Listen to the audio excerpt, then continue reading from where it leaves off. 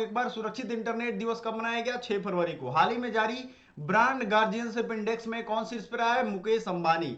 और हाल ही में देश के पहले राष्ट्रीय पुरालेख संग्रहालय की आधारशिला कहां रखी गई है? तो ये रखी गई है हैदराबाद। किस राज्य सरकार ने मुख्यमंत्री व्योश्री शुरू करने का फैसला किया है? महाराष्ट्र ने मुख्यमंत्री व्योश्री योजना शुरू किया है। मतलब वृद्ध लोगों के लिए जो योजनाएं आती हैं, लगभग व्यो या वृद्ध ऐसा कुछ लिखा रहता है उसमें। ठीक है, आई होप आपको ये चीजें क्लियर होंगी। नेक्स्ट है आपका, in which city, in which state government है चीफ मिनिस्टर वीओ सिटी डिसाइडेड टू स्टार्ट? तो ये महाराष्ट्र में है। आई थिंक आपको ये क्लियर है। किस राज्य सरकार ने मुख्यमंत्री वीओ सिटी शुरू करने का फैसला किया? महाराष्ट्र। हाल ही में अहमद अवध बिन मुबारक किस देश के नए प्रधानमंत्री बने हैं? तो ये यमन के प्रधानमंत्री बने। तो आज हमारा फिर से वेस्ट एशिया चर्चे में है, यमन के प्रधानमंत्री चेंज हो गए हैं। यमन में ही हूथी रिबल्स हैं जो कि अमेरिका में की नाक में दम करके रखे हैं। और यमन ने क्या किया है? यमन के प्रधानमंत्री चेंज हुए। यमन एक तरीके से उसके आधे इलाके पे हूथियों का कब्जा, हम आपको दिखाएंगे इमेज में।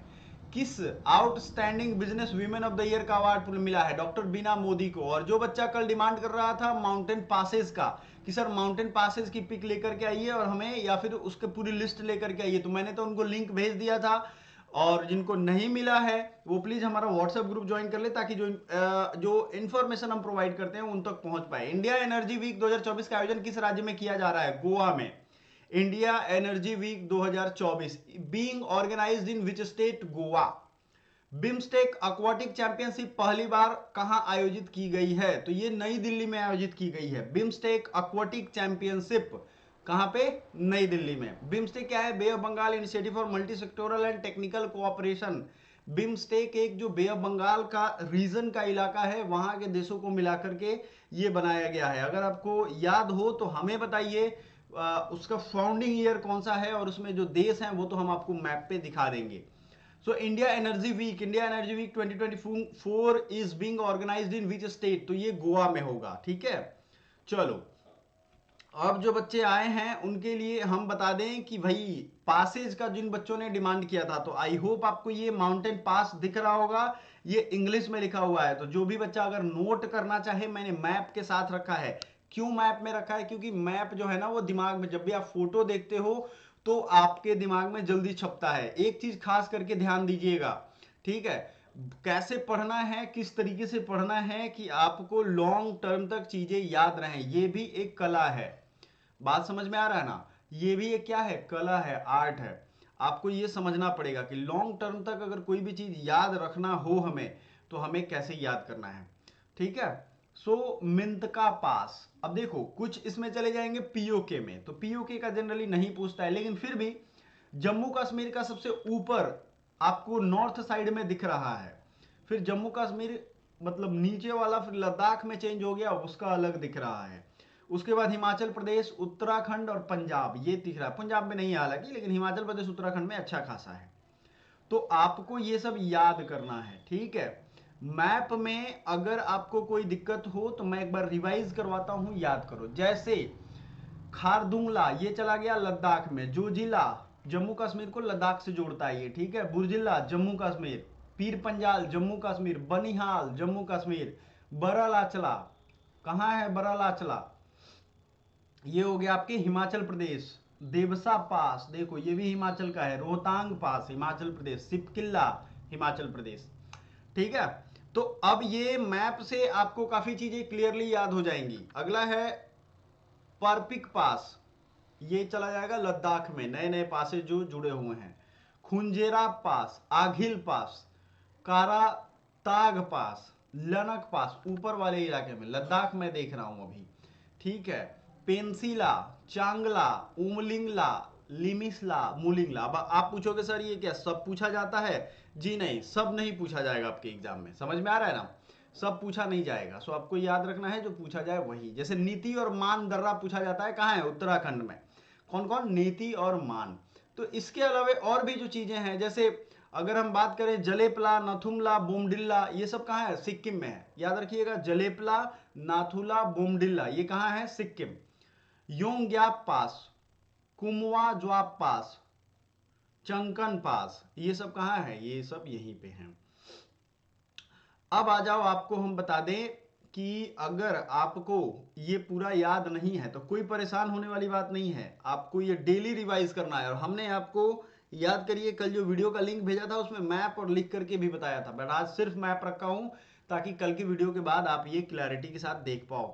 तो सब लोगों को वेरी गुड मॉर्निंग। अगला आ जाते हैं अगर जो है आपका नीचे की तरफ, मतलब अब इंडिया का जो पठारी रेंज है उसमें आते हैं। गोराम घाट, हल्दी घाटी पास, ये तो पता है आपको, हल्दी घाटी युद्ध कहाँ हुआ था? राजस्थान में हल्दी घाटी में, जहाँ महाराणा प्रताप और बाकी लोगों से ये रिलेटेड है, ठीक है। असिरगढ़, असिरगढ़ कसारा घाट पास। भोर घाट आपने देखा होगा महाराष्ट्र में है, ठीक है। पाल घाट केरल में है, केरल और तमिलनाडु को जोड़ता है, तो पाल घाट कहाँ है? केरल और तमिलनाडु। भोर घाट कहाँ है? ये महाराष्ट्र में है। और इसी के साथ एक थाल घाट भी आएगा। थाल घाट मैंने कल भी बताया था कहाँ है, तो वो आपको कमेंट करके अभी बताना है। सो मेरे प्यारे साथियों, आपको जो भी मैं वादा करता हूँ वो पूरा करता हूँ, उसको रिवाइज करवाना मेरा काम है। करंट अफेयर्स की ये सेशन जो है लगातार 8 बजे आती है, चाहे आप यूजी का एग्जाम दो, पीजी का एग्जाम दो, या और भी कोई एंट्रेंस एग्जामिनेशन, बीपीएससी, यूपीएससी, कुछ भी दो, आपके काम की सारी चीजें मैं यहाँ बताता हूँ। हाँ, अगर हिंदी इंग्लिश का कुछ लैंग्वेज बैरियर होगा तो हमें जरूर बताइएगा, ठीक है, हम उसको ठीक करेंगे और आपको पढ़ाएंगे। और जैसा कि हम डेली आपको हिस्ट्री थोड़ा रिवाइज करवाते हैं, आगे बढ़ते हैं, तो आज पहले जिस देश की बात हुई है उसको समझ लेते हैं। हम लोग क्या देख रहे थे? यमन देश को। यमन यानी ये है वेस्ट एशिया, एशिया का ही पार्ट है। मैंने आपको पहले ही बताया था, एशिया आपको एटलीस्ट पूरा याद होना चाहिए। क्या आपको दिख रहा है ये मैप अच्छे से? अगर मैप अच्छे से दिख रहा हो तो एक बार लाइक जरूर कर दीजिएगा। और हाँ जी, चलिए, ये जो है आपको ये समझना पड़ेगा कि जो यमन है वो यहाँ पे है, ठीक है। यमन, बात समझ में आ गया? ये क्या है? यमन। यमन सऊदी अरब के ठीक नीचे है, ये वाला इलाका है, और इसके ऊपर ये ओमान हो जाता है। समझ में आ गया? ओमान की राजधानी है मस्कट, यमन की राजधानी कहाँ है? साना, ठीक है। तो याद रखिएगा, यहीं पे हूथी रिबल्स जो हैं वो अटैक कर रहे हैं। ये है अरब सागर का इलाका, अरब सागर इसका नाम है, ठीक है, अरबियन पेनिनसुला के पास है, तो इसको क्या कहते हैं? अरेबियन सी। समझ में आ गया आपको? अरब सागर। नेक्स्ट है यमन, उसके बाद है Oman, United Arab emirates, UAE. Clean and clear याद है आपको? जिबूती, सोमालिया, ये सब साउथ अफ्रीका के देश हैं। देखिए, हॉर्न ऑफ अफ्रीका अगर आप पढ़ोगे तो ये सारे देशों को याद करना बहुत जरूरी है। इसी के बगल में क्या है? रेड सी है। देखो यहाँ पे रेड सी, जो कि मेडिटेरेनियन सी को अरब सी या इंडियन ओशियन का एक मार्ग है, रेड सी, और यही सुएज कनाल जाता है। ये गल्फ ऑफ अकाबा है, इजराइल यहीं पे पड़ता है। सो जो बच्चे नहीं जानते हो, मैप सीरीज अगर हमारा आप रोज फॉलो कर रहे होंगे तो आपको ये सब पहले से पता होगा, ठीक है। नहीं पता है तो जाओ, अभी भी पुराने करंट अफेयर्स की प्लेलिस्ट में आपको मिल जाएगा। आपको क्या सर्च करना है यूट्यूब पे? CUET point current affairs, CUET point current affairs, ठीक है। और रोज ज्योग्राफी, हिस्ट्री, पॉलिटिक्स सब कुछ हम वो बताते हैं जो आपके एग्जाम पॉइंट ऑफ व्यू से जरूरी है। कल हमने शुरू किया था मुगल वंश के बारे में, अकबर के बारे में हम लोग पढ़ रहे थे। देखो, इसका जन्म जो है 16 अक्टूबर 1542 को अमरकोट, राजा राजा विरसाला पैलेस में इसकी जन्म हुई थी। अमरकोट के राजा जो थे विरसाला, इनके पैलेस में इनकी जन्म हुई थी। He was coronated at Kalanaur, Gurdaspur city, Punjab. Kalanaur में आपने देखा होगा एक युद्ध के दौरान इसकी कोरोनेशन की गई थी। मतलब ये जब आई थिंक 14 साल का ही था, तभी 14 फरवरी 1556 को इसकी राज्याभिषेक हुई थी। और इसका जो प्रोटेक्टोरेट था, या उसका नाम मान लो, दो लोगों का अकबर के जीवन पे बड़ा कंट्रोल रहा है, मान सकते हो आप। एक तो महम अंगा हैं और दूसरे जो बैरम खां हैं। सो हुमायूं के यह बेटा था, लेकिन इसका जो एग्जाइल में जन्म हुआ तो इसके पिता यानी हुमायूं, उन्होंने दीन पनाह नगर बनवाया, क्योंकि जिंदगी भर वो भटकता रहा तो उसके दिमाग पे तो असर रहेगा ही कि भाई मैं भटका हुआ इंसान हूं, तो मेरा एक परमानेंट घर हो। तो उसने दीन पनाह नगर बनवाया। लेकिन अकबर एक ऐसा शासक था जिसने अपने साम्राज्य को बहुत अच्छे से सुगठित किया। कोई भी मीडियम हो, चाहे युद्ध हो या शादी हो, इसने सब कुछ करके अपने साम्राज्य को एकत्रित किया, ठीक है। हिंदी वाले बच्चे हों तो हिंदी वाले देख लो, आओ, ऐसा ना समझो कि सिर्फ इंग्लिश में ही रखता हूं मैं। 14 फरवरी 1556 को कालानौर गुरदासपुर शहर पंजाब में उसका राज्याभिषेक हुआ। हुमायूं ने उन्हें फरजदा कहा और बैरम खां अकबर के संरक्षक थे। अकबर ने उन्हें अपना वजीर नियुक्त किया और खाने खाना की उपाधि दी। अकबर बैरम खां को वजीर, वजीर मतलब उस समय का प्रधानमंत्री, और खाने खाना की उपाधि दी। ठीक है, उनका पूरा नाम जलालुद्दीन मोहम्मद अकबर बादशाह गाजी। एक्चुअली जैसे हमारे इंडिया में लिखते हैं ना, परम भट्टारक महाराजा धीराज रुरेंद्र सेन आ रहे हैं, तो ऐसा इसी तरीके का ये है। इनका अपना भी बड़ा बड़ा नाम दिया जाता था जिसमें सब ख्याति होता था, ये ख्याति, वो जीत, ये नाम सब रहता था, इनकी अचीवमेंट्स रहते थे। तो 1562 में राजा भारमल की पुत्री हरखा बाई से विवाह कर अकबर ने हिंदुओं के प्रति अपने धर्म निरपेक्ष नीति, ठीक है, धर्मनिरपेक्ष नीति का प्रदर्शन किया। राजा भारमल की पुत्री से इसने शादी हुई तो उसका नाम हरखा बाई था, लेकिन बाद में उसको जोधाबाई नाम दिया जाता है, लेकिन ओरिजिनल नाम क्या था, हरखा बाई। जो लोगों ने मूवी देखा होगा उनको शायद याद होगा। सलीम, सलीम का जन्म जो है जहांगीर, जिसको बाद में नाम दिया जाएगा, 30 अगस्त 1569 में हुआ। अब ये सलीम जो थे ना, ये एक्चुअली इनका जन्म नहीं हो कि कोई भी बेबी नहीं हो रहा था, तो इनको शेख सलीम चिश्ती का एक तरीके से उनकी पूजा अर्चना की गई शेख सलीम चिश्ती के साथ। वहाँ उन्होंने खुद एक शहर बसाया और वहाँ उनकी सेवा किया, तब जाकर के सलीम का जन्म हुआ, तो इसीलिए इसका नाम ही रख दिया सलीम, उसी के नाम पे। समझ में आ गया, शेख सलीम चिश्ती। उन्होंने 1564, 1563 और 1562 में जजिया, तीर्थ यात्रा और गुलामी को समाप्त कर दिया। देखिए, ये पहला एक राजा है जो थोड़ा हिंदुओं के प्रति उदार नीति इसने अपनाया। बात समझ रहे हो, इसके पहले जितने भी मुस्लिम राजा हुए या आक्रमणकारी, उन्होंने मतलब गैर मुस्लिम पे वो लोग तीर्थ यात्रा कर लगाते थे। मतलब सुनो, देश हमारा है, ठीक है, देश ये हमारा है, और ये हमारे देश होने के बावजूद हम ही अपने देश में अगर तीर्थ यात्रा पे जाते हैं तो दूसरे को टैक्स दें, ये होता है। और यही लोग आज लॉजिक क्या देंगे कि इस्लाम खतरे में। अरे कैसे खतरे में, इतिहास उठा के देख लो, आपने कितने लोगों को खतरे में डाल दिया है। तो ये चीजें समझने लायक है, ये मेंटालिटी से इस्लाम को खुद बाहर निकलना पड़ेगा।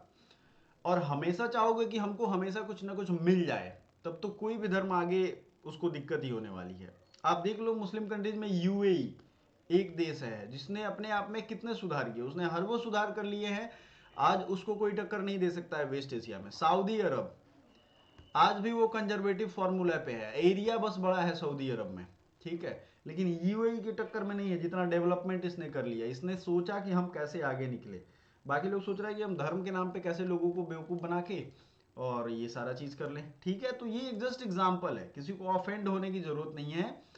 ये एक सोचने वाली बात है कि जो मुस्लिम्स या जो आक्रमणकारी थे, इन्वेडर थे, वो बाहर से आए थे। उन्होंने जिस देश में उन्होंने कब्जा किया, मतलब आप देख लो ईरान, ईरान कभी पारसियों का हुआ करता था। ईरान की हिस्ट्री देख लो, मैं ये नहीं कह रहा हूँ कि मैं अपने से बता रहा हूँ।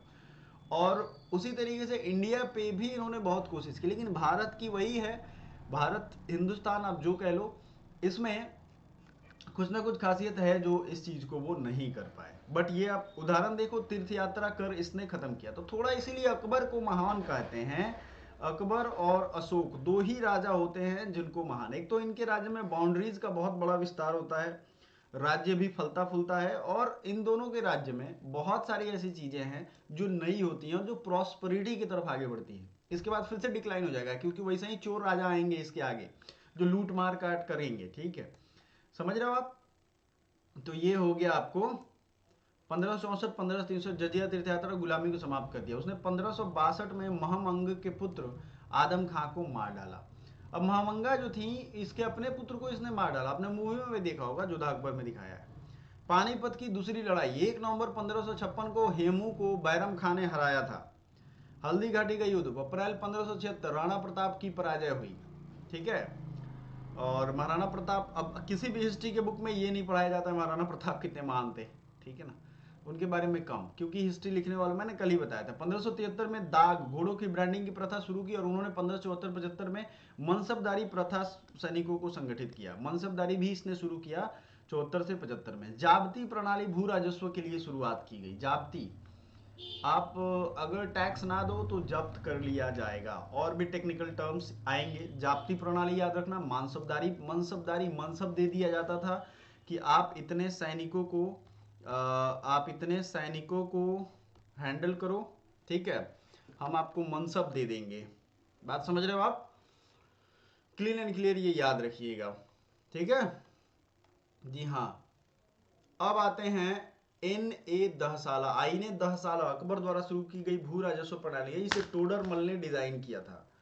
ठीक है, टोडरमल ने जिसे डिजाइन किया था, टोडरमल बंदोबस्त के नाम से भी जाना जाता है। अकबर ने दिल्ली में फतेहपुर सीकरी, आगरा का किला, लाहौर का किला, इलाहाबाद का किला, हुमायूं का मकबरा बनवाया। ये अपने बाप के लिए इसने बनवाया हुमायूं का मकबरा, और दिल्ली में फतेहपुर सीकरी, आगरा का किला। अब दिल्ली में हालांकि फतेहपुर सीकरी नहीं है, ये आगरा में ही है, और आगरे का किला बनवाया था। दिल्ली का किला नहीं बनवाया इसने, शाहजहां ने वो बनवाया था। जोधाबाई के लिए जोधाबाई महल बनवाया, पंचमहल बनवाया, स्वर्ण महल बनवाया, सुनहला मकान, दीवाने आम, दीवाने खास, मरियम की कोठी।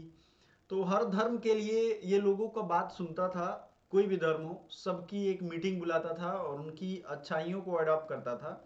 लेकिन इसके ही जब ये सब ये करने लगा, मतलब आप खुद सोचो कि इस्लाम के लोगों ने इसका विरोध करना शुरू किया, और चूंकि ये बहुत पावरफुल था तो खुल के विरोध नहीं हुआ, लेकिन आपने मूवी में भी उसका उदाहरण देखा होगा, है ना। तो ये चीजें हैं। बिरबल, इसके जो नौरत्न है, बिरबल, अबुल फजल, फैजी, टोडरमल, भगवान दास, मान सिंह, ये अलग अलग सब्जेक्ट के ये लोग एक्सपर्ट थे। मान सिंह, तानसेन, अब्दुल रहीम खाने खाना, मुल्ला दो प्याजा, ये सब के जो हैं इनके नौरत्न हैं। और नौरत्न तेल मत समझ लीजिएगा, नौरत्न मतलब 9 जेम्स,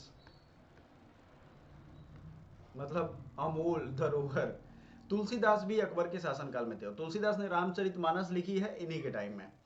तो थोड़ा कहते हैं कि रिलीजियस पॉलिसी इसका ठीक था, जो लिबरल पॉलिसी ये अडॉप्ट करता था, इसी वजह से इसने अलग अलग चीज़ों को सुधार भी किया जो कि बाकी धर्म के लोगों को ठीक लगा। समझ में आ रहा है आपको? सो मुल्ला दो प्याजा, अब्दुल रहीम खाने खाना, तुलसीदास भी अकबर के काल में रहे। अकबर ने मुगल भारत को एक आधिकारिक भाषा फारसी दी, जो अंग्रेजों की आज़ादी के कुछ दिन बाद तक ये फारसी अभी भी कोर्ट में कोई कोई दस्तावेज मिल जाता है। अकबर का मकबरा सिकंदरा में स्थित है। कहाँ है? सिकंदरा में। तो मेरे प्यारे साथियों, आज भर के लिए अकबर की पढ़ाई रहने देते हैं। हिस्ट्री, पॉलिटी, ज्योग्राफी, सब चीज़ हम धीरे धीरे पढ़ते चलेंगे, आगे बढ़ते चलेंगे। Thank you so much, bye for now.